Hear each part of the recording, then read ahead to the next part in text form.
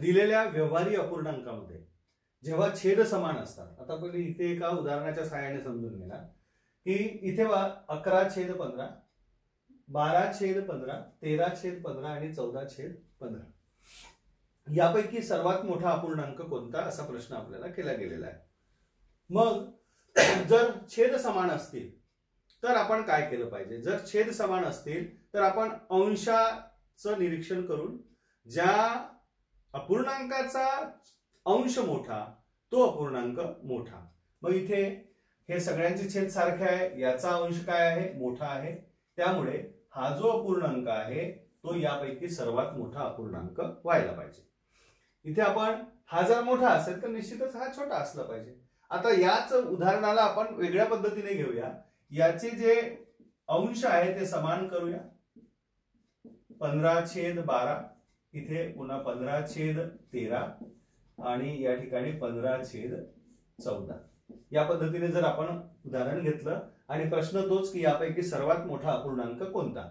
मग इथे मात्र आता काय करावं लागणार आपल्याला? अंश सगळ्याचे लहान आहे, सेम आहे, सारखे आहे. अशा वेळेस मग ज्या अपूर्णांकाचा छेद लहान तो अपूर्णांक मोठा.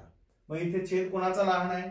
बघा, हा जो अपूर्णांक आहे त्याचा छेद लहान आहे. त्यामुळे हा अपूर्णांक या व्यवहारी अपूर्णांकाची तुलना केली असता आपल्या असं लक्षात येतं की ज्या अपूर्णांकाचे अंश समान आहे मग त्या अपूर्णांकापैकी सर्वात मोठा अपूर्णांक कोणता? तर ज्या अपूर्णांकाचा छेद लहान तो अपूर्णांक मोठा होईल. कारण सगळ्यांचे काय आहे?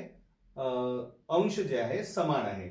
म्हणून यावरून आपण असा निष्कर्ष काढू शकतो की जेव्हा एखाद्या काही अपूर्णांकाचे छेद समान असतात तेव्हा आपल्याला मोठ्यात मोठा जर अपूर्णांक शोधायचा असेल, छेद समान असतील तर ज्याचा अंश, ज्या अपूर्णांकाचा अंश मोठा तो अपूर्णांक मोठा. त्याच्याच अगदी उलट ज्या अपूर्णांकाचे अंश समान असतील आणि छेद वेगवेगळे असतील तेव्हा ज्या अपूर्णांकाचा छेद लहान तो अपूर्णांक मोठा असं आपल्याला या ठिकाणी म्हणता येऊ शकतो.